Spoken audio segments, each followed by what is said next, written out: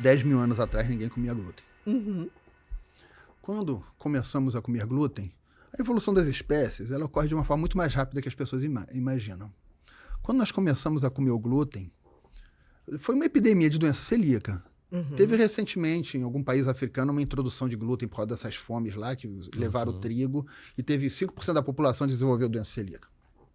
Com o tempo, pessoas com polimorfismos que fazem com que ela tolere mais o trigo, passam a tolerar o trigo razoavelmente.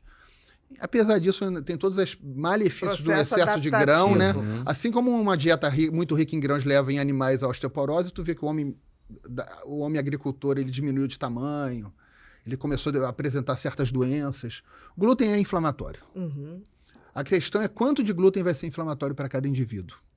Para mim, o que melhor prova isso é que a incidência de doença celíaca aumentou com o aumento do consumo de glúten pela população. No mundo. No mundo. Não, em cada população. Se num país aumenta o consumo de glúten, aumenta a doença celíaca. Se fosse 0 ou 1, já teria a mesma incidência qualquer glúten levasse a doença celíaca, já haveria doença celíaca não teria aumento de incidência. Não, o aumento do consumo de glúten levou ao aumento da doença celíaca. Uhum. Ou seja, eu não acho que o consumo de glúten deva ser necessariamente proibido. O que eu acho é que a doença celíaca e a sensibilidade ao glúten, que é muito mais frequente que se imagina, as pessoas que sofrem com esses problemas são pessoas invisíveis. Você vê que o mundo para por determinados problemas de saúde e o mundo não para reconhecer que aquela pessoa não pode algumas pessoas não podem nem se contaminar com pequenas quantidades de glúten. Algumas pessoas têm que ter consciência que pode estar numa maquiagem, num brinquedo para criança, numa massinha.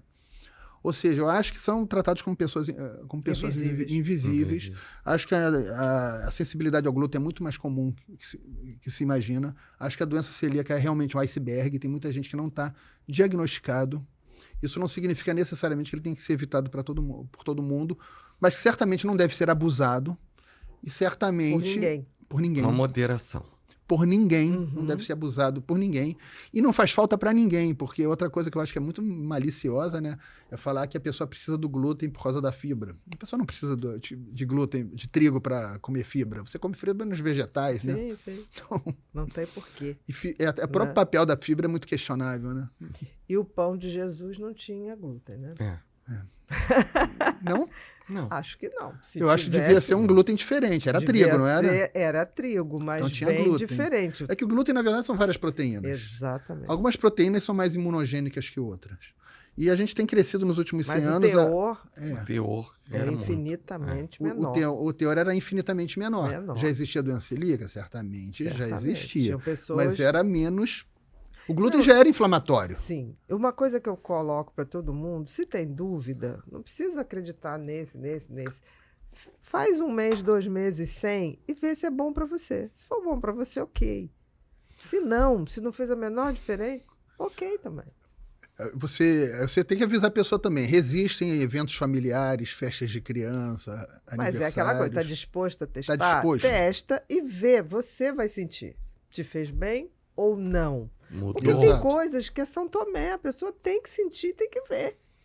Exato. Não adianta o estudo falar isso. Mas se a pessoa não experimenta... experimentar isso. E olha, eu vou falar uma coisa para vocês. Eu nunca vi uma pessoa cortar o glúten e não ver benefício. Mas tem gente que é teimosa. Tem gente que vai torcer para não isso melhorar. Não é legal.